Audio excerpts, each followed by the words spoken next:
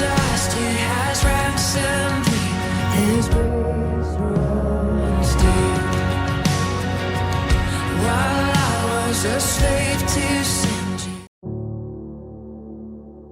Ce soir est une soirée où tu vas ajouter des choses dans nos vies. Nous ne restons pas les mêmes personnes.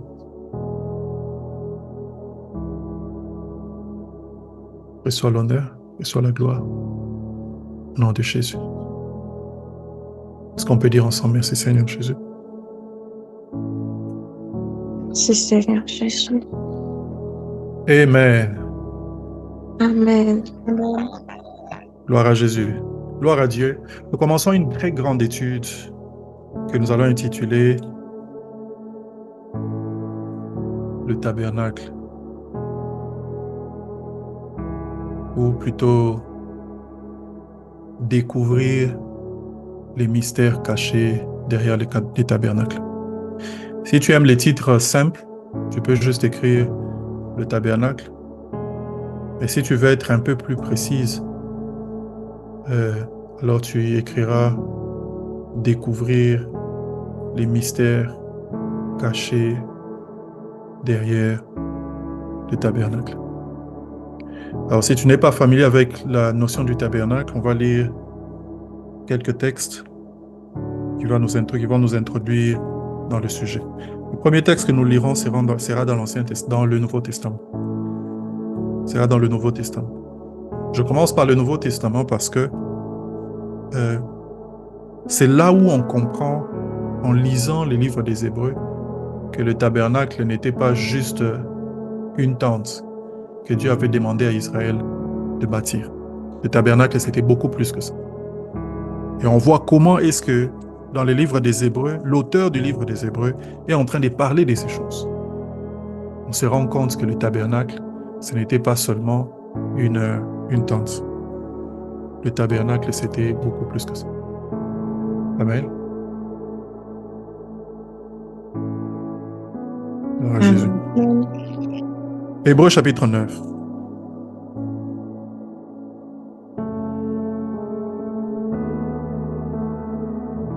Le livre des Hébreux, chapitre 9.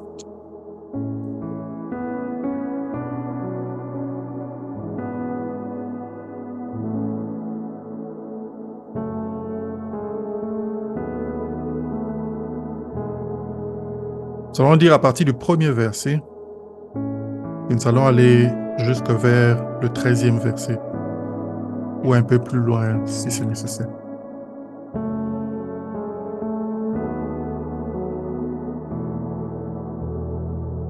La première alliance avait des ordonnances relatives au culte, et un sacrificateur et un sanctuaire terrestre. Vous voyez, il est déjà ici en train d'annoncer ce qui se passait dans la première alliance, l'alliance avec Moïse. La Bible dit la première alliance avait donc une ordonnance relative au culte et un sanctuaire terrestre. En effet, un tabernacle fut construit. Dans la partie antérieure appelée le lieu saint était le chandelier, la table des pains de proposition.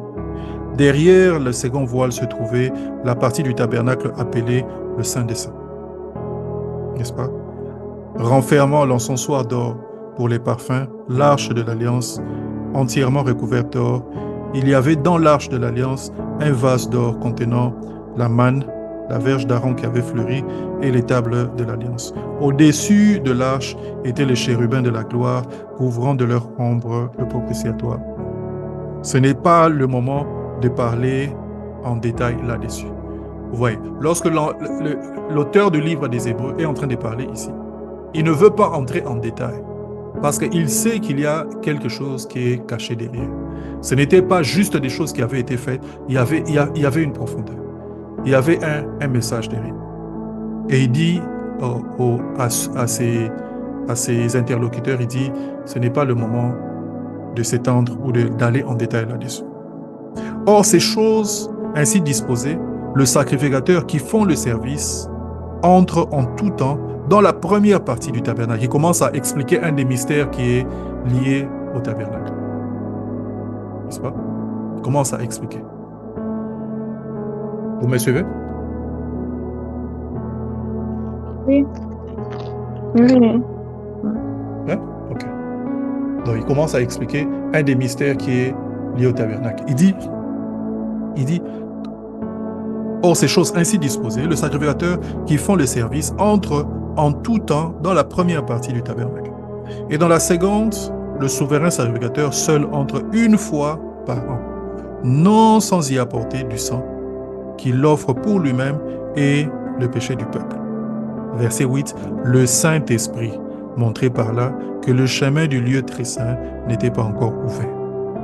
Il parle ici d'un tabernacle terrestre. Mais lorsqu'il est en train ainsi de parler, il dit le Saint-Esprit montrait par là que le chemin n'était pas encore ouvert. Comment est-ce que le Saint-Esprit montrait par là? Pourquoi pas? Par le fait qu'il y avait des gens ou la plupart des sacrificateurs qui n'entraient que dans la première partie, mais dans la seconde partie, il n'y avait que le souverain sacrificateur qui entrait. Il dit le Saint-Esprit montrait par là. Donc il y a des choses que le Saint-Esprit voulait nous montrer dans le tabernacle. Le Saint-Esprit montrait par là que le chemin du lieu très saint n'était pas encore ouvert. Quel lieu très saint? S'agit-il du lieu très saint du temple ou du tabernacle dont on est en train de parler ici? Ou il s'agit d'un autre lieu très saint? Mais il dit, le chemin du lieu très saint n'était pas encore ouvert. N'est-ce pas? Tant que le premier tabernacle subsistait. Il parle ici maintenant du premier tabernacle. Un peu comme pour dire que, à part le premier tabernacle, il y aura aussi un deuxième tabernacle. Ou un dernier tabernacle. Verset 9, c'est un symbole pour les temps présents. Il signifie que les dons et les sacrifices présentés ne peuvent rendre parfait. Sous le rapport, n'est-ce pas, de la conscience, c'est lui qui rend le culte. Il commence à ouvrir, n'est-ce pas? Donc, les choses qui s'est passées là étaient imparfaites. Verset 10, ils étaient avec les aliments et les boissons et les diverses ablutions des ordonnances charnelles imposées seulement jusqu'à une époque de réformation. Donc il dit ici que les choses qui étaient prescrites à l'époque n'étaient que des choses passagères, qui étaient prescrites jusqu'à une certaine époque où la vérité ou la réalité serait manifeste. Verset 11. Mais Christ est venu comme souverain sacrificateur des biens à venir. Il a traversé le tabernacle plus grand et plus parfait, qui n'est pas construit de la main d'homme, c'est-à-dire qui n'est pas de cette création. Il commence à ouvrir. Donc il y a un tabernacle qui était terrestre, qui n'était imparfait, n'est-ce pas, dont les ordonnances ne pouvaient pas rendre parfait qui que ce soit. Et il dit, mais Christ, lorsqu'il est parti au ciel, il a traversé un autre tabernacle qui est plus grand, qui est plus parfait, n'est-ce pas, et qui n'est pas fait de la main d'homme. Verset 12, il est entré une fois pour toutes dans le lieu très saint. Il parle ici maintenant d'un autre lieu très saint. Quel lieu très saint? Il parle du lieu très saint, du grand tabernacle. Non avec le sang des boucs, des veaux, mais avec son propre sang, ayant obtenu une rédemption éternelle, n'est-ce pas?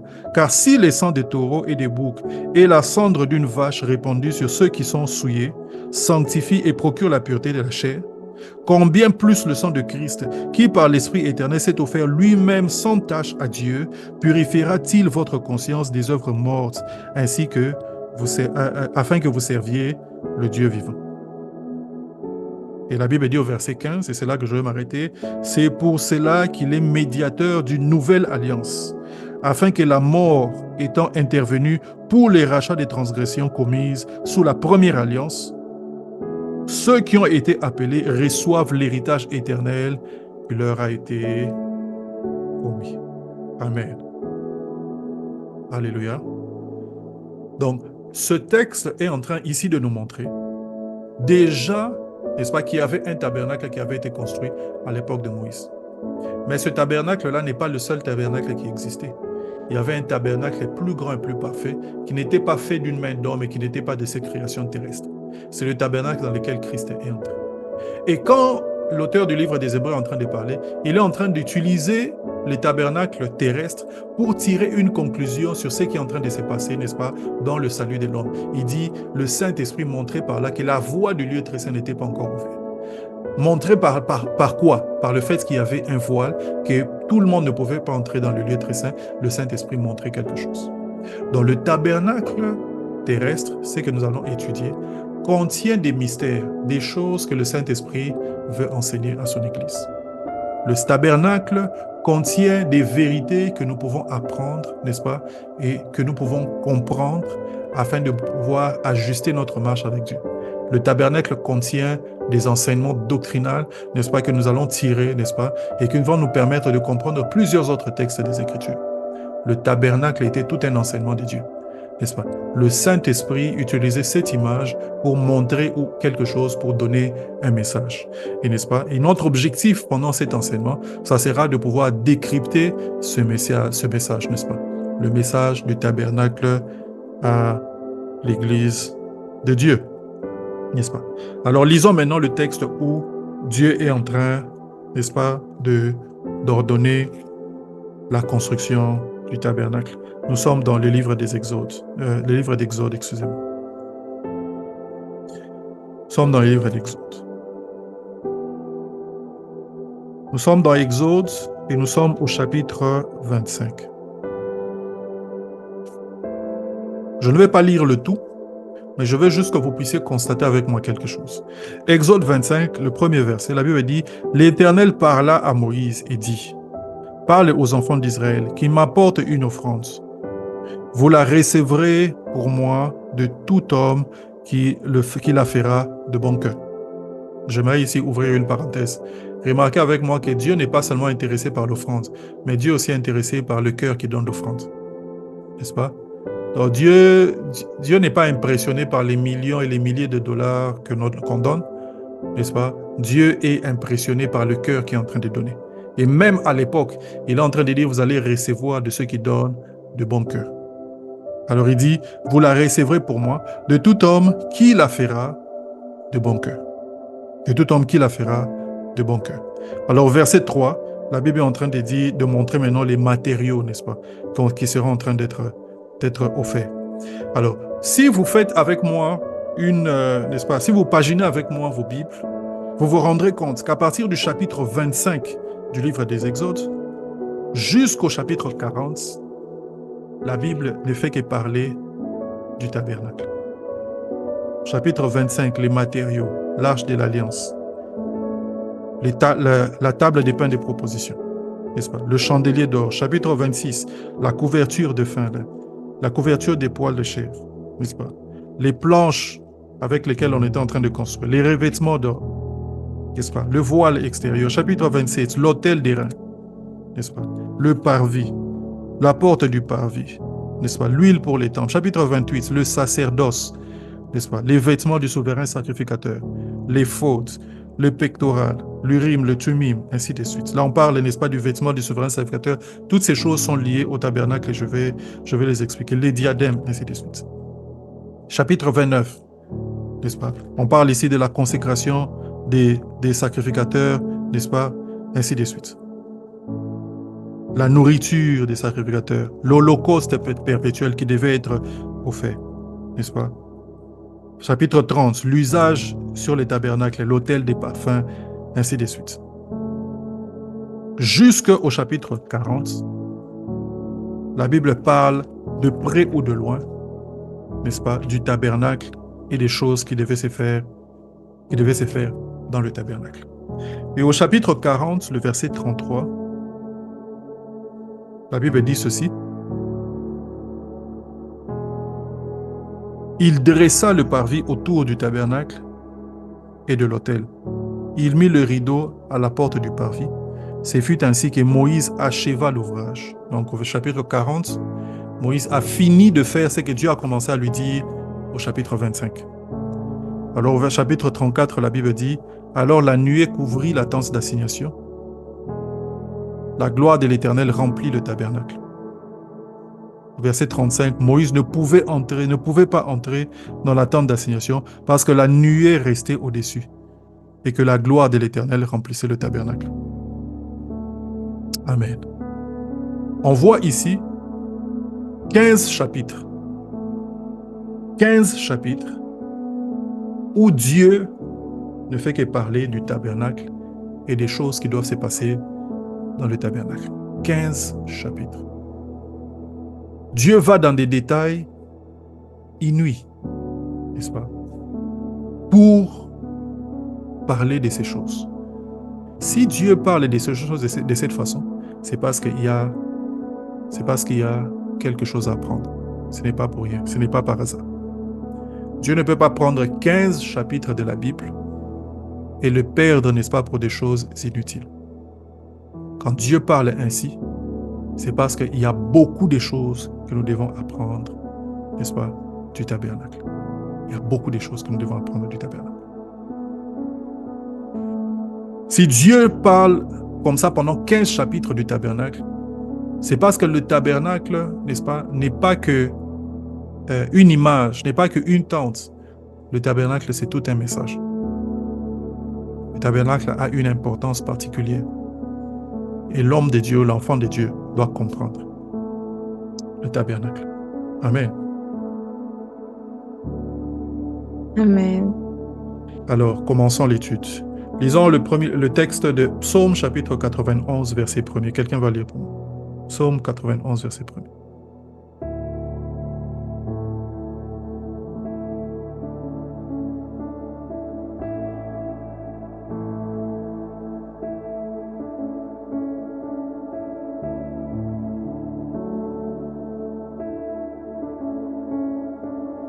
Psaume 91, verset 1er. Psaume 91, verset 1.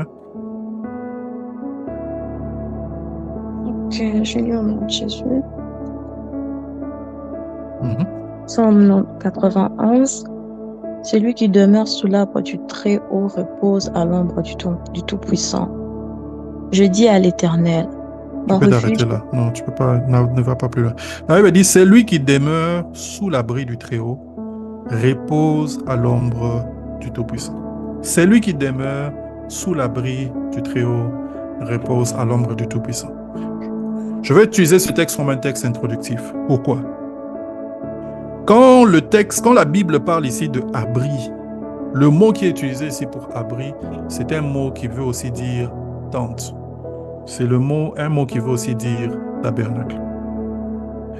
Donc ce texte peut aussi être traduit comme celui qui demeure dans la tente du Très-Haut ou celui qui demeure dans le tabernacle du Très-Haut. On peut utiliser la même chose, n'est-ce pas?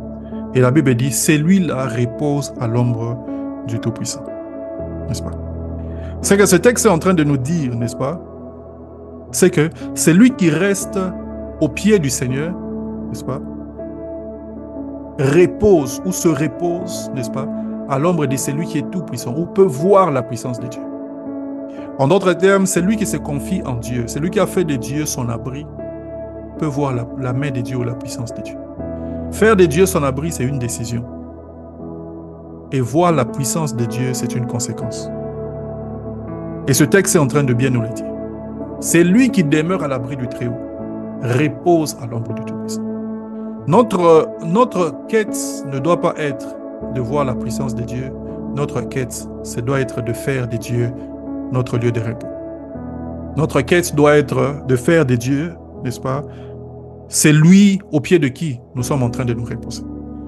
Quand notre cœur cherche Dieu et quand notre cœur se soumet à Dieu, la conséquence, c'est que la puissance de Dieu se libère. Et ma prière, c'est que la puissance de Dieu se libère pour quelqu'un. Si nous faisons de Dieu l'objet de notre quête, si nous faisons de Dieu l'objet de notre désir, si nous faisons de Dieu l'objet de notre admiration, la résultante, ça sera que la puissance de Dieu se manifestera pour nous. Vous voyez? En termes de quête ou en termes de ce que l'on recherche, ce n'est pas la puissance de Dieu qu'on cherche. En termes de ce qu'on cherche, c'est Dieu que nous cherchons. C'est lui qui cherche Dieu, voit la main de Dieu. C'est lui qui cherche Dieu, voit la main de Dieu. Mais ce texte a une profondeur. Et c'est là où j'aimerais que nous puissions en arriver. La Bible dit que c'est lui qui demeure à l'abri. Et je vous ai dit que l'abri veut aussi dire tabernacle. N'est-ce pas? Ce texte peut aussi nous amener à comprendre que si tu comprends les mystères du tabernacle, tu peux vivre la puissance de Dieu. Si c'est lui qui demeure dans le tabernacle de Dieu, ou c'est lui qui demeure dans les principes qui sont cachés dans le tabernacle de Dieu, peut voir la main de Dieu. N'est-ce pas? Je peux le dire avec aisance parce que je sais déjà ce qui est caché derrière, n'est-ce pas? Mais vous le comprendrez avec moi plus tard. Le tabernacle, n'est-ce pas? C'est notre abri, n'est-ce pas? Les principes de Dieu, c'est notre abri. Et dans le tabernacle, dans l'enseignement du tabernacle, il y a des principes qui sont cachés. Et c'est lui qui demeure, n'est-ce pas, dans ces principes. Et c'est celui qui peut voir la main de Dieu. N'est-ce pas? Celui qui comprend ou qui mène sa vie selon le modèle qui est caché derrière le tabernacle, cette personne-là peut voir la main de Dieu. Celui qui demeure à l'abri du Très-Haut, dans le tabernacle de Dieu, n'est-ce pas? Celui-là peut voir El Shaddai, n'est-ce pas? Le mot ici qui veut dire très haut, c'est El Elyon, le Dieu très élevé, n'est-ce pas? Le Dieu qu'on adore. Et le mot qui est ici traduit par tout-puissant, c'est le mot El Shaddai. Ce qui veut dire, c'est lui qui est tout-puissant, c'est lui qui peut tout. En anglais, on dit aussi, dans une traduction qui vient de l'hébreu, on dit, c'est lui qui a plusieurs seins. Parce que comme on le sait, la femme a 2 seins. Elle est limitée, n'est-ce pas, dans combien d'enfants elle peut nourrir à la fois. Mais quand il s'agit de Dieu, on dit c'est celui qui a plusieurs seins, c'est-à-dire qu'il peut pourvoir pour plusieurs sans que la provision qu'il apporte à une personne ne puisse l'empêcher de pourvoir pour d'autres personnes. C'est pour ça qu'on l'appelle celui qui est tout puissant. Il est capable de tout. Vous voyez. Alors il y a des principes dans les tabernacles qui nous permettent de rester au pied de El Elyon. Et quand tu restes au pied de El Elyon, tu peux voir la main de El Shaddai. Tu peux voir El Shaddai. Le mot demeurer ici fait allusion au fait d'une décision, mais au fait aussi d'une persévérance. Demeurer cache l'idée d'une décision que quelqu'un prend, n'est-ce pas, de se positionner quelque part. Mais demeurer cache aussi l'idée, n'est-ce pas, d'une persévérance dans cette position. Quand on dit que tu demeures à un endroit, ça ne veut pas dire que tu es passé par là. Ça veut dire que tu es allé là-bas et tu es resté à cet endroit pendant longtemps. Elle demeure ou il demeure à cet endroit. Et quand il s'agit, n'est-ce pas, de demeurer à l'ombre du Tout-Puissant, ou de demeurer, n'est-ce pas, à l'abri du Très-Haut, n'est-ce pas, il s'agit ici de se positionner dans les principes de Dieu, n'est-ce pas, d'appliquer les principes de Dieu et de persévérer dans l'application des principes de Dieu. Celui qui demeure à l'abri du Très-Haut repose à l'ombre du Tout-Puissant. Alors, dans Exode, chapitre 25 au chapitre 40, Dieu appelle Moïse. Et quand Dieu appelle Moïse, il lui dit de bâtir une tente, un tabernacle. Le tabernacle, ce n'était rien d'autre qu'une tente. Mais ce n'était pas n'importe quelle tente, c'était une tente particulière. Dieu avait des détails à donner à Moïse. Comment il devait bâtir, avec quoi il devait bâtir, n'est-ce pas? Et qu'est-ce qui devait se faire là-bas? Dieu était en train de détailler, n'est-ce pas, les choses qui étaient sacrées, n'est-ce pas, dans le tabernacle. Vous voyez.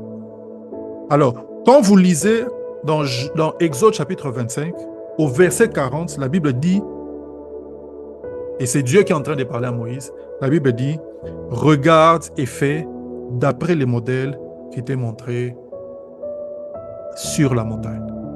Regarde et fais d'après le modèle qui t'est montré sur la montagne. Moïse n'avait pas la liberté de faire ce qu'il veut. Moïse devait suivre un certain modèle.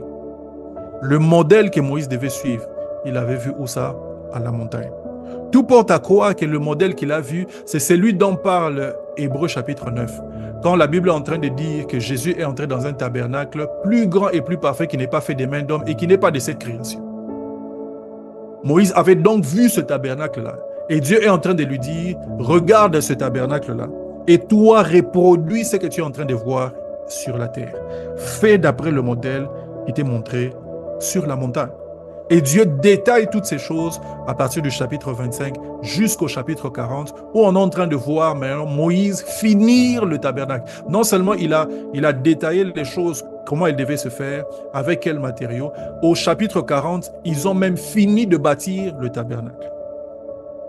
Et ce qui est intéressant, c'est que lorsqu'il a fini de bâtir le tabernacle, la Bible dit que la nuée est descendue sur le tabernacle. La gloire de Dieu est descendue au point où Moïse ne pouvait même plus entrer dans le tabernacle pour faire le service. Vous voyez? La raison pour laquelle Dieu est descendu dans le tabernacle, parce que le tabernacle avait été fait selon le modèle que Dieu avait prescrit. Ici, on peut déjà avoir la première leçon, n'est-ce pas, du tabernacle. C'est la leçon du modèle. Dieu a un modèle pour chacun d'entre nous. Le modèle, c'est le plan de Dieu pour ta vie. le modèle, n'est-ce pas, ce sont les voies de Dieu, ce sont les principes de Dieu. La puissance de Dieu ne se manifeste que lorsque tu alignes ta vie à son modèle. Si tu décides de vivre ta vie comme tu le veux, n'est-ce pas, tu ne peux pas prétendre, n'est-ce pas, à ce que Dieu s'ingère ou vit ou se manifeste dans ta vie. C'est la toute première leçon du tabernacle. C'est que lorsque Dieu a appelé Moïse, il ne lui a pas dit « Fais pour moi une tente » et lui a laissé décider de comment la tente devait se faire. Il lui a dit « Tu vas bâtir le tabernacle », mais il lui a dit exactement comment le tabernacle devait se présenter.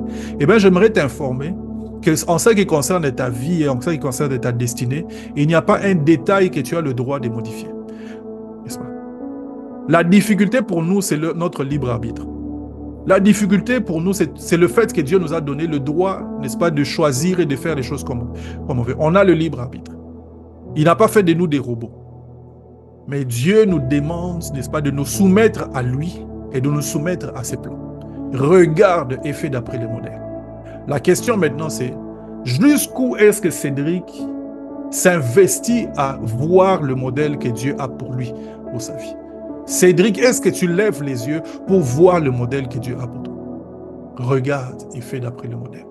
Quel est le modèle que tu suis? Est-ce que c'est le modèle du monde ou est-ce que c'est le modèle de Dieu? Est-ce que c'est le modèle, n'est-ce pas, selon la famille ou est-ce que c'est le modèle de Dieu? Le monde te dira, n'est-ce pas, tout le monde fait telle ou telle autre chose. Je me souviens, lorsqu'on était à la jeunesse de l'Église, je faisais beaucoup d'entretiens, n'est-ce pas, pastoraux, n'est-ce pas. Et il y a une jeune sœur qui est venue se confier en moi et qui me parlait un peu des problèmes dans lesquels elle s'est embourbée parce qu'elle avait commencé à sortir avec un homme qui était plus âgé, je crois qu'il était même fiancé, ainsi de suite. Elle venait à peine d'avoir ses 18 ou 19 ans.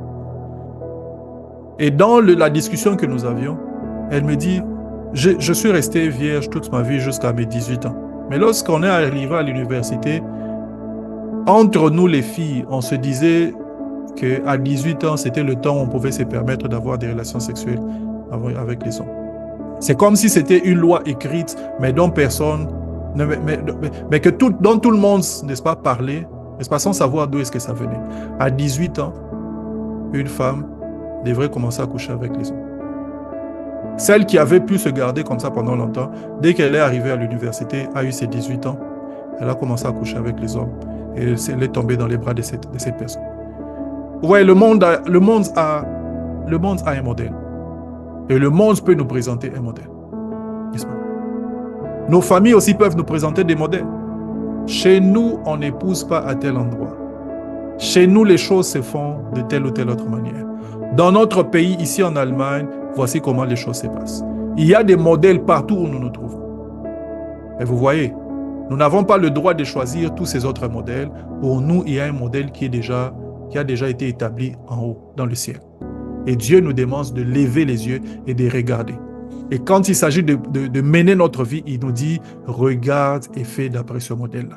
Pourquoi? Parce que ce n'est que lorsqu'on agira selon ce modèle-là que la gloire de Dieu descendra dans notre vie. Ce n'est que lorsque on agira et on achèvera l'ouvrage selon ce modèle que la présence de Dieu viendra avec une telle puissance, n'est-ce pas, que des Moïse ne pourront même pas entrer, n'est-ce pas, dans le tabernacle.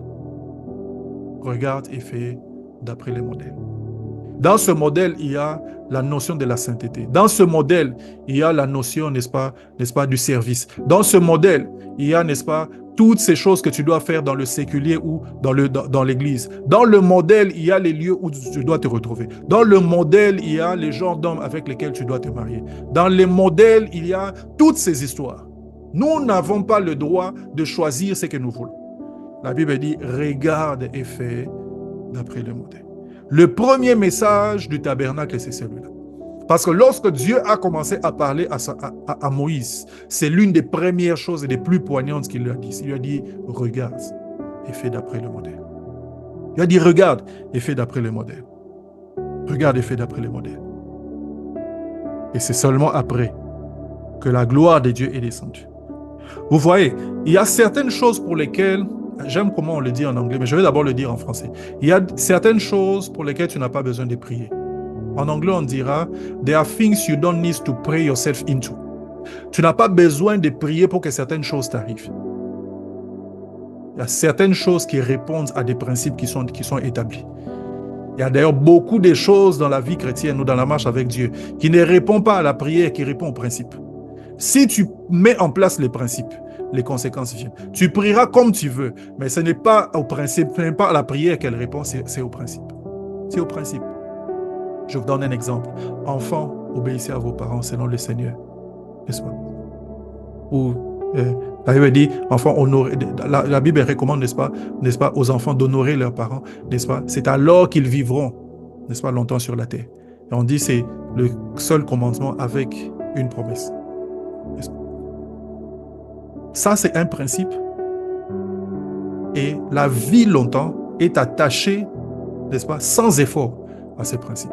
Ce qui fait que toute personne qui répond à ces principes ou qui applique ce principe n'a même pas besoin de commencer à prier pour la longue vie.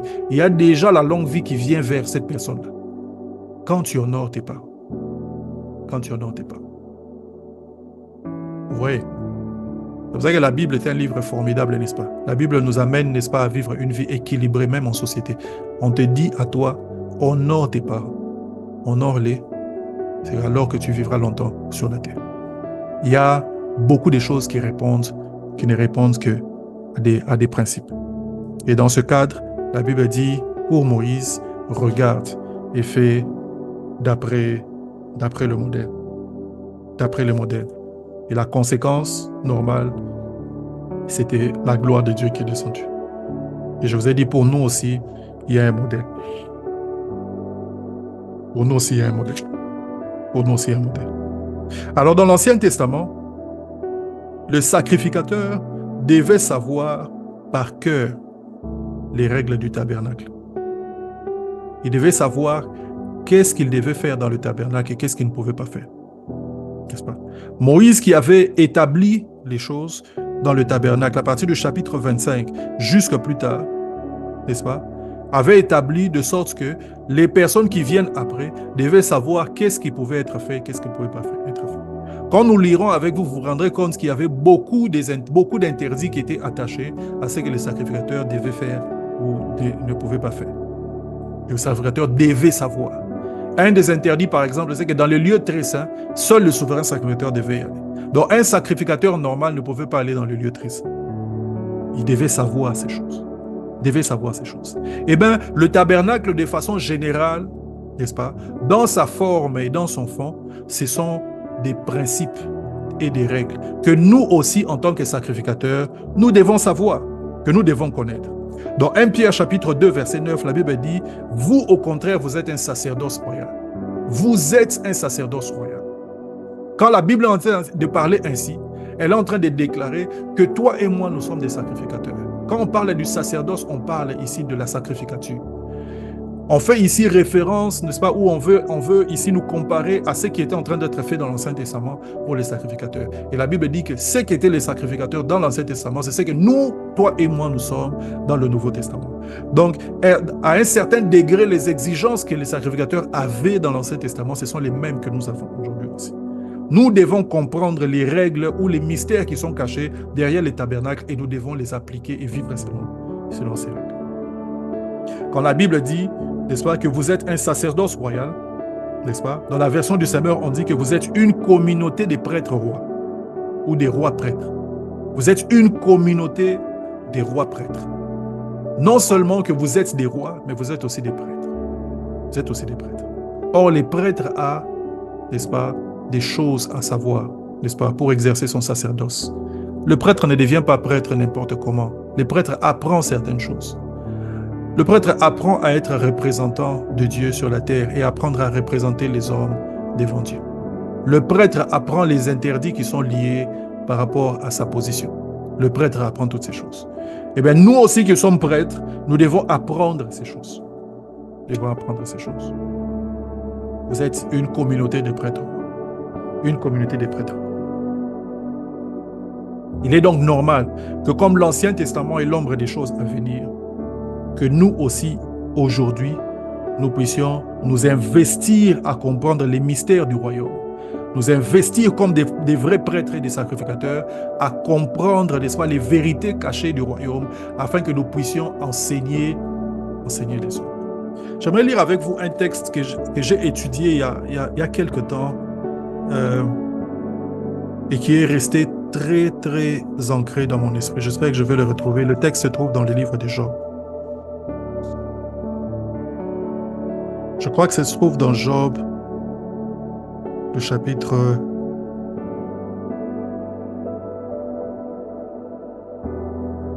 22, si je ne me trompe pas.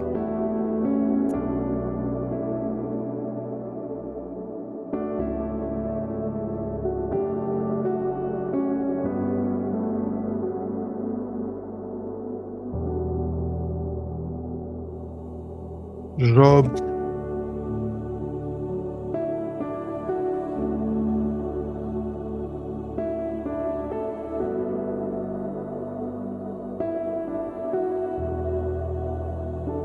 chapitre 22.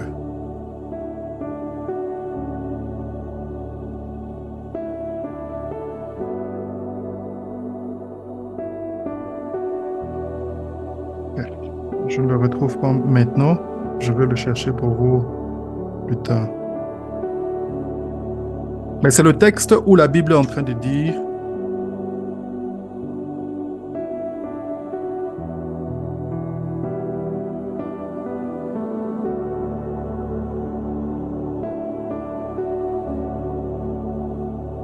s'il se trouve pour lui un ange intercesseur, un de ceux qui annonce à l'homme la voie qu'il doit suivre.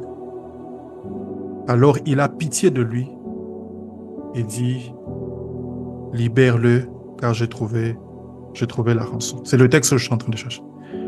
Il avait dit, s'il se trouve pour lui un ange intercesseur, un de ceux qui annoncent à l'homme la voie qu'il doit suivre.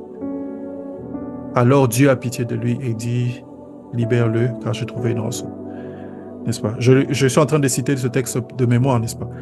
Mais dans ce texte-là, lorsque la Bible est en train de parler, n'est-ce pas, d'anges intercesseurs, quand vous lisez profondément, vous vous rendrez compte que la façon dont c'est rendu, ça ne dit pas exactement ce que ça doit dire. La Bible dit ici, quand on parle d'anges intercesseurs, on parle ici de médiateurs. Mais on ne parle pas seulement des médiateurs, on parle ici aussi d'intercesseurs. On parle ici d'enseignants. N'est-ce pas? S'il se trouve pour lui un ange intercesseur, s'il se trouve pour lui, n'est-ce pas, un médiateur, n'est-ce pas, un de ceux qui annoncent à l'homme la voie qu'il doit suivre. Et quand vous lisez cette partie-là, c'est un peu comme si on parle ici de quelqu'un qui a la capacité non seulement de se tenir devant Dieu, mais aussi la capacité d'enseigner à l'homme, n'est-ce pas, les principes de Dieu. Donc la personne dont on est en train de parler, c'est lui qu'on qualifie dans la version Louis II d'ange intercesseur. C'est quelqu'un non seulement qui se tient entre Dieu et l'homme, mais c'est quelqu'un qui est un médiateur, mais c'est aussi quelqu'un qui est un enseignant. Un enseignant. Vous voyez? Et on dit, s'il se trouve une telle personne, pour cette personne qui enseigne la voie qu'il doit suivre, alors Dieu aura compassion de la personne qui est dans la fosse. Et il dira, délivre-le, car j'ai trouvé une rançon. Hein? Et je mentionne ce texte pourquoi? Parce que dans le Nouveau Testament dans lequel nous nous trouvons, c'est la position que nous avons. Nous avons la position d'ange intercesseur, mais aussi la position des médiateurs, des personnes qui devront connaître les principes de Dieu et des personnes qui devront enseigner aux hommes les principes de Dieu. Alors je disais, si dans l'Ancien Testament, il était normal de connaître les choses de Dieu par cœur, n'est-ce pas, que les prêtres devaient être enseignés, n'est-ce pas, sur les lois de Dieu, n'est-ce pas, qu'ils devaient les écrire, n'est-ce pas, sur le linteau des maisons, qu'ils devaient connaître ces choses par cœur. Dans le Nouveau Testament, nous avons aussi la responsabilité de connaître, n'est-ce pas, et de comprendre les mystères de Dieu afin d'annoncer ou d'enseigner, n'est-ce pas, à d'autres personnes ces mêmes choses. Nous avons la responsabilité en tant que prêtres d'enseigner les mystères de Dieu, de les comprendre, mais aussi d'enseigner les mystères de Dieu. Alors le but de l'enseignement sur le tabernacle, c'est justement de nous amener là, afin que nous comprenions les mystères de Dieu et que nous puissions aussi les enseigner. Alors, lisons ici quelques textes. Nombre chapitre 3, versets 43 à 48. Nombre chapitre 3, verset 43. La Bible dit, tous les premiers-nés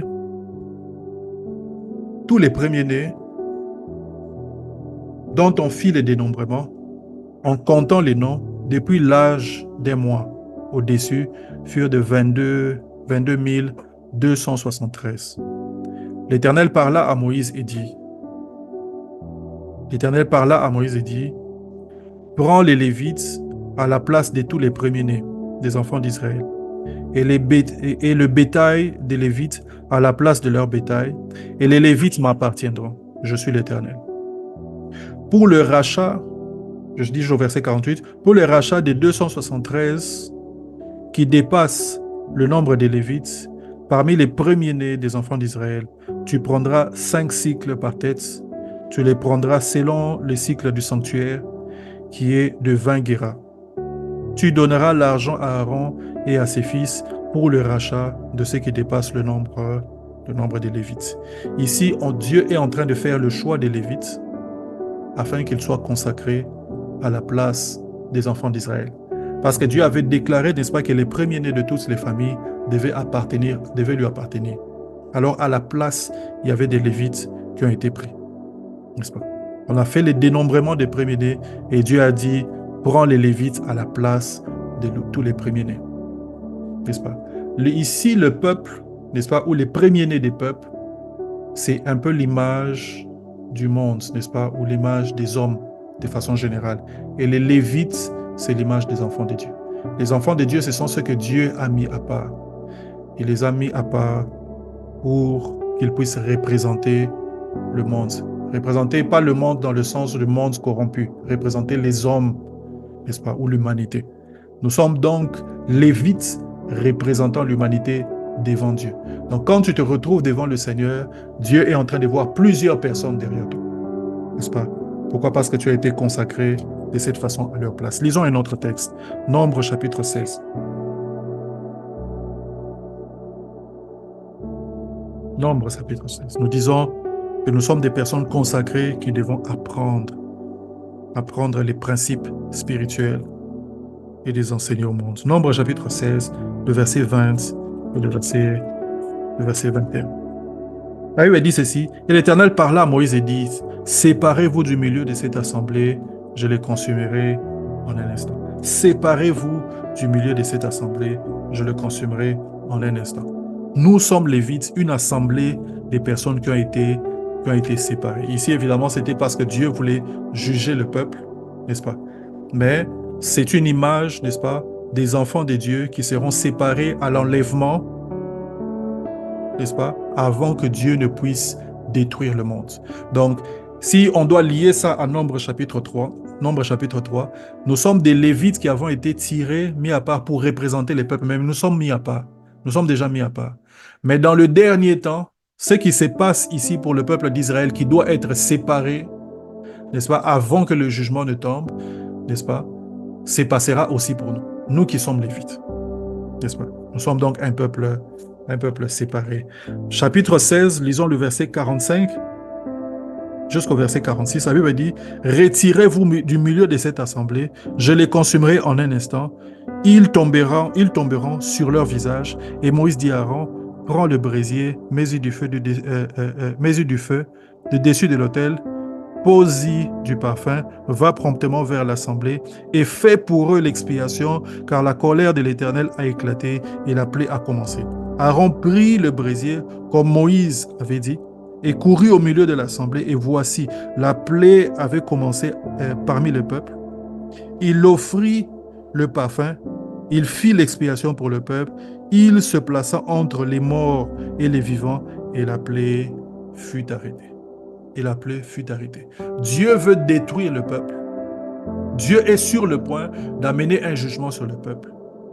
On voit ici Moïse dire à Aaron, ou lui donner instruction selon ce que Aaron est censé faire. Il lui dit, va prendre, n'est-ce pas, le brésier ou l'encensoir, mets les parfums et va faire une offrande, fais l'expiation pour le peuple. Et on voit ici que Dieu arrête d'être en colère au sujet du peuple. Ce que l'on est en train de voir ici, c'est l'image, n'est-ce pas, ou c'est l'image de la sacrificature ou de notre rôle en tant que prêtre devant Dieu. C'est que Dieu qui est en colère, qui veut détruire le peuple, cherche son peuple qui a été mis à part. Les Lévites, encore mieux les sacrificateurs, qui peuvent élever une prière. L'encensoir est l'image de la prière, qui peuvent élever une prière, n'est-ce pas? Ou qui peuvent se tenir entre Dieu et le peuple, afin que la colère de Dieu puisse être apaisée. Nous sommes déjà dans l'enseignement du tabernacle. Vous vous rendrez compte que l'enseignement du tabernacle, c'est un enseignement de type, c'est un enseignement d'image. Et nous allons faire cet exercice à plusieurs reprises. Constamment, nous serons en train de faire l'exercice d'équivalence. Ça veut dire ça, à cause de tel endroit, à cause de telle chose. Et nous allons voir comment est-ce que Dieu est en train de parler du salut, de la rédemption, de l'enlèvement. Il est en train de parler de toutes ces choses, rien que dans le tabernacle. Et bien ici, dans la sacrificateur, on est en train de voir que Dieu met un peuple à part. Mais Dieu qui est en colère contre son peuple, voit Aaron venir avec une offrande et Dieu est apaisé. S'il se trouve pour lui un ange intercesseur, un de ceux qui annoncent, n'est-ce pas, la voie qu'il doit suivre. S'il se trouve pour lui un ange intercesseur, un de ceux qui annoncent la voie qu'il doit suivre, alors il aura pitié de lui. Et bien c'est ce qui est en train de se passer. Aaron, le rôle de Aaron en tant que sacrificateur, n'est-ce pas, c'était de se mettre entre Dieu et le peuple. Un ange intercesseur, un intermédiaire, n'est-ce pas, un enseignant. S'il se trouve quelqu'un comme ça, alors Dieu aura pitié de lui. Et on est en train de le voir ici. On voit la sacrificature, n'est-ce pas, de Moïse, et plutôt de Aaron, en train de se manifester. En train de se manifester. Et bien ces choses, c'était l'image, n'est-ce pas? C'était l'ombre des choses à venir. La réalité se trouve en Christ. Mais cette réalité, n'est-ce pas, c'est ce que nous voulons comprendre. Qu'est-ce que ça veut dire pour nous? Là, on est en train de voir que Aaron a pris un encensoir. Est-ce qu'aujourd'hui, on doit aller prendre des encensoirs pour que la colère de Dieu puisse s'apaiser? Non. On n'a pas besoin de faire ça, mais qu'est-ce que ça veut dire? Qu'est-ce que ça veut dire? C'est ce que nous serons en train de faire pendant tout cet enseignement sur le tabernacle. Sur le tabernacle. Alors, ici, ce que j'aimerais dire, c'est que de la même manière, n'est-ce pas, que dans l'Ancien Testament, les sacrificateurs avaient un rôle à jouer, n'est-ce pas? De la même manière que les sacrificateurs étaient des intermédiaires, de la même manière que les sacrificateurs devaient connaître les lois de Dieu, ils devaient être des enseignants, n'est-ce pas, pour le peuple, n'est-ce pas? Pour nous aussi aujourd'hui, nous devons connaître les lois de Dieu, les principes cachés dans la parole de Dieu. Et nous devons être enseignants pour le peuple afin que la colère de Dieu ne puisse pas descendre sur eux. Nous devons être des intermédiaires de la même manière que Aaron l'a été, afin que la colère de Dieu ne puisse pas descendre sur des familles, ne puisse pas descendre sur des pays, n'est-ce pas? Nous devons être des personnes qui appliquons les mystères de Dieu, afin que la colère de Dieu ne puisse pas descendre sur le pays. Lorsque Dieu est sur le point de détruire le peuple, Moïse enseigne à Aaron un mystère. Il lui dit, prends l'encensoir, mets le parfum, va au milieu du peuple, fais l'expiation pour le peuple et la colère va s'arrêter. C'est un mystère, n'est-ce pas? Quelque chose que Aaron ne connaissait pas, quelque chose d'autrement spirituel. Mais une fois que Aaron a fait cela, la colère de Dieu a été apaisée. Et bien aujourd'hui encore, il y a des mystères que nous pouvons comprendre. Je peux déjà ici nous ouvrir, n'est-ce pas, que l'encensoir, c'est une image de la prière. La prière que nous pouvons élever, qui peut empêcher, n'est-ce pas, des malheurs d'arriver dans la vie de certaines personnes. N'est-ce pas? Nous devenons comme des Aaron qui venons, n'est-ce pas, faire l'expiation pour certaines personnes. Nous nous tenons en lieu et place de ces personnes devant Dieu, avec notre encensoir à la main, qui est la prière. Et les malheurs s'arrêtent. Eh bien, nous sommes les prêtres aujourd'hui. Ce que Aaron faisait, ce que les Lévites étaient en train de faire dans le passé, c'est ce que nous serons en train de faire, ce que nous serons en train de faire aujourd'hui. Ce que nous serons en train de faire aujourd'hui.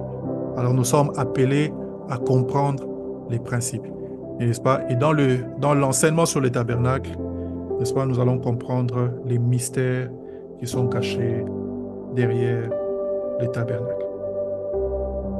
Derrière le tabernacle. Alors, quel est le but de cet enseignement? Le but de cet enseignement,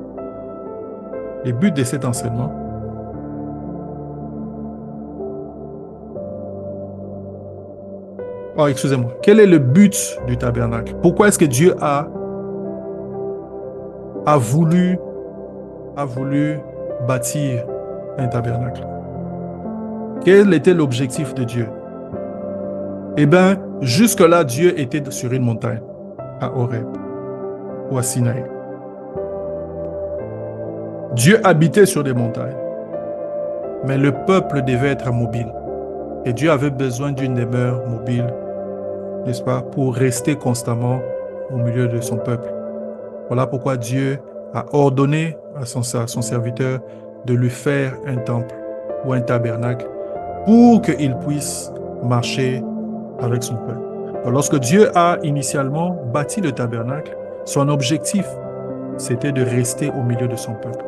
C'était de rester au milieu de son peuple. Je vous assure, au fur et à mesure que nous serons en train d'avancer avec cet enseignement, vous allez vous rendre compte que presque pour chaque chose que dont nous allons parler, il y a un enseignement pour lequel nous pouvons prendre des longues minutes, n'est-ce pas, à développer. Alors, mon objectif ici, c'est de nous ouvrir l'esprit afin que nous arrivions à comprendre ces choses et que nous puissions faire des grosses études, des grandes études bibliques. Donc, Dieu voulait être au milieu de son peuple. Il voulait marcher avec son peuple, n'est-ce pas? Jusqu'au moment où il allait l'établir dans la terre promise. C'est alors que par Salomon, il va construire un temple. Donc, lorsque Dieu a fait faire le temple avec Salomon, c'est parce qu'il n'avait plus besoin d'être dans une tente. Ils étaient déjà dans la terre promise, alors il a fait faire un temple dans lequel il allait rester et demeurer pour toujours, n'est-ce pas? C'est d'ailleurs encore dans ce temple qu'il reviendra lorsque Christ reviendra pour prendre son église, ou plutôt lorsqu'il viendra pour défendre Israël, n'est-ce pas? Christ reviendra dans le temple là-bas en Israël, n'est-ce pas? Alors lisons Exode chapitre 24. Exode chapitre 24, versets 15 à 16. C'est là où Dieu est en train de parler, n'est-ce pas? Dieu est en train... là où on est en train de voir, n'est-ce pas, que la présence de Dieu se trouvait sur une montagne. La Bible dit au chapitre 24, verset 15, la Bible dit, Moïse monta sur la montagne et la nuée couvrit la montagne. La gloire de l'Éternel reposa sur le mont Sinaï et la nuée couvrit pendant 6 jours. Le 7e jour, l'Éternel appela Moïse du milieu de la nuée. Le 7e jour, l'Éternel appela Moïse du milieu de la nuée. Donc Moïse qui est allé sur la montagne a rencontré Dieu là-bas sur la montagne. Voilà pourquoi j'étais en train de dire que Dieu résidait encore sur une montagne. Et souvenez-vous encore, n'est-ce pas, de Exode chapitre 3, lorsque Moïse va rencontrer le Seigneur, c'était encore sur une montagne. Vous voyez. Jusque-là, Dieu habitait sur les montagnes. Mais Dieu ne voulait pas rester sur des montagnes. Son peuple était censé aller quelque part et Dieu voulait rester avec son peuple. Psaume chapitre 68, versets 16 et 18. Psaume 68, versets 16 et 18. La Bible dit ceci dans Psaume 68. Montagne de Dieu, montagne de Bassan. Montagne aux cimes nombreuses, montagne de Bassan. Pourquoi montagne aux cimes nombreuses avez-vous de l'envie contre la montagne que Dieu a voulu pour résidence? L'Éternel, cependant, en fera sa demeure à perpétuité. On parle ici d'une montagne que Dieu a choisie et on a fait une résidence. Vous voyez, Dieu est un Dieu des montagnes et Dieu habitait sur des montagnes, n'est-ce pas? Alors, dans Exode chapitre 25 maintenant, le verset 8 et le verset 9, c'est là où Dieu montre son intention lorsqu'il s'agissait du tabernacle. Le verset 8, la Bible dit ceci, Exode 25, 8, « Ils me feront un sanctuaire et j'habiterai au milieu d'eux. Ils me feront un sanctuaire et j'habiterai au milieu d'eux. » Donc l'intention de Dieu, c'était d'habiter au milieu de son peuple. Donc Dieu n'est pas un Dieu qui reste éloigné de son peuple. Dieu n'est pas un Dieu qui veut être loin de son peuple. Non, c'est un Dieu qui veut être au milieu de son peuple. Emmanuel. La Bible dit qu'on l'appellera Emmanuel, Dieu parmi nous. Dieu n'est pas un Dieu qui reste éloigné, c'est un Dieu qui veut être au milieu de son peuple. Il ne veut pas que son peuple ait à aller marcher et revenir sur une montagne pour venir le chercher. Il veut être au milieu de son peuple. Et il lui dit, ils vont me faire un sanctuaire, j'habiterai au milieu d'eux. Vous ferez le tabernacle et tous les ustensiles d'après le modèle que je vais te montrer. Vous le ferez d'après le modèle que je vais te montrer. Exode chapitre 29, verset verset 42, je pense. Exode 29, 42, la Bible dit voici l'holocauste perpétuel qui sera offert par vos descendants à l'entrée de la tente d'assignation devant l'Éternel. C'est là que je me rencontrerai avec vous. C'est là que je me rencontrerai avec vous et que je te parlerai. Il dit, c'est là, dans la tente d'assignation devant l'Éternel, il dit, c'est là que je me rencontrerai avec vous et que je te parlerai. Verset 43, la Bible dit, je me rencontrerai là avec les enfants d'Israël et ce lieu sera sanctifié par ma gloire.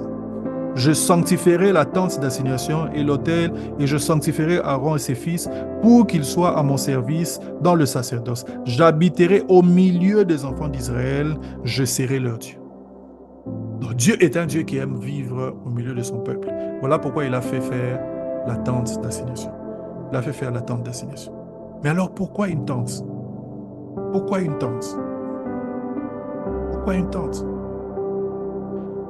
Souvenez-vous, n'est-ce pas, que lorsque Dieu a manifesté sa gloire en Israël et que Moïse est allé à la montagne et qu'il est descendu, la Bible dit que la gloire qui rayonnait de son visage était si forte que le peuple ne pouvait pas le fixer. Moïse était obligé de couvrir la gloire. Il était obligé de couvrir la gloire. Et encore une fois, lorsque le peuple d'Israël s'est retrouvé à la montagne, ils ont dit non, mais pourquoi est-ce qu'il n'y a que toi, à toi que Dieu parle? Dieu peut aussi nous parler à nous. Le peuple était en train de dire non, Dieu peut aussi nous parler à nous.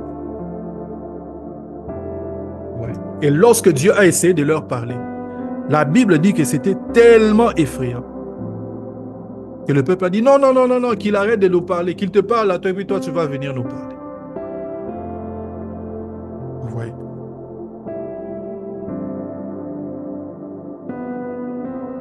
Alors, ces deux exemples nous disent pourquoi est-ce que Dieu avait choisi une tente. C'est que les hommes ne peuvent pas supporter sa gloire. L'homme ne peut pas supporter la gloire de Dieu. À cause de sa gloire qui est tellement forte, la gloire de Dieu ne peut pas être tout simplement exposée à tous. La gloire de Dieu devait être enfermée dans une tente afin que les hommes ne puissent pas la fixer. Afin que les hommes ne puissent pas la fixer. Dieu a caché sa gloire dans une tente avec l'objectif, n'est-ce pas, de garder l'image à l'extérieur et la consistance des choses à l'intérieur. Afin que les hommes ne puissent pas être éblouis par sa propre gloire. Et ça en veut dire beaucoup. Parce que vous comprendrez plus tard, quand je vais expliquer ces choses, que le tabernacle, c'est une image de Jésus, de Christ aussi. Christ est venu comme un tabernacle dans le monde. Il a vécu comme tout le monde, comme une tente simple. Mais en lui habitait toute la plénitude de la divinité. Eh bien, la gloire de Dieu pleinement se trouvait en Christ. Mais elle n'était pas manifestée pour tout le monde parce que les hommes ne pouvaient pas fixer cette gloire. Les quelques fois où les gens ont vu cette gloire, ils ont été émerveillés. Vous vous souviendrez de l'épisode, n'est-ce pas, de Gethsémane, où son visage a été transformé. Vous vous souviendrez de l'épisode, n'est-ce pas, du jardin des Oliviers, où il était en train de prier, il a été transfiguré, que Pierre a vu. Et Pierre a vu la gloire de Dieu à telle enseigne que il est devenu comme un homme ivre. Ah, Christ, Jésus. Non, qu'on fasse ici une tente. Hein? On fait une pour toi, une pour Moïse et une pour Élie. On reste ici. Ouais. Les gens ne pouvaient pas fixer sa gloire. Voilà pourquoi sa gloire devait être cachée. Et bien, Dieu aussi, dans l'Ancien Testament, savait que sa gloire ne pouvait pas être juste mise à nu. Le peuple ne pouvait pas supporter sa gloire. Le peuple ne pouvait pas supporter sa sainteté. N'est-ce pas? S'il devait être au milieu de son peuple, n'est-ce pas? Il devait être au milieu de son peuple, mais d'une façon assez voilée, afin que les gens ne puissent pas être éblouis. Vous comprendrez plus au fur et à mesure que nous avancerons avec l'étude sur le tabernacle que si le monde regarde Dieu comme la tente d'assignation, on voit Dieu comme la tente d'assignation, le tabernacle, c'est-à-dire une tente qui semble être naturelle. Nous ne regardons pas le tabernacle de l'extérieur. nous regardons le tabernacle de l'intérieur parce que nous sommes sacrificateurs avec le droit d'aller dans les lieux très saints. Et ce que l'on voit à l'intérieur n'a rien à voir avec ce que tu vois à l'extérieur. Le tabernacle de l'extérieur ressemblait à quelque chose d'assez ordinaire. C'était des voiles, ainsi de suite. Il y avait quelques histoires qui semblaient être assez intéressantes, un peu d'argent ou un peu de bronze. Mais ce que l'on voyait à l'intérieur était une autre chose. Parce que c'était de l'or, c'était de la lumière. Vous pouvez imaginer un peu à quoi ça ressemblait. Et quand on allait plus loin dans le lieu très saint, la gloire de Dieu elle-même était manifeste. Vous voyez? Pourquoi un tabernacle? Pourquoi une tente? Parce que l'homme ne peut pas supporter la gloire de Dieu. N'est-ce pas? L'homme ne peut pas supporter la gloire de Dieu. Il fallait qu'elle soit cachée. Il fallait qu'elle soit cachée. Il fallait qu'elle soit cachée. Alors, je finis en disant ceci.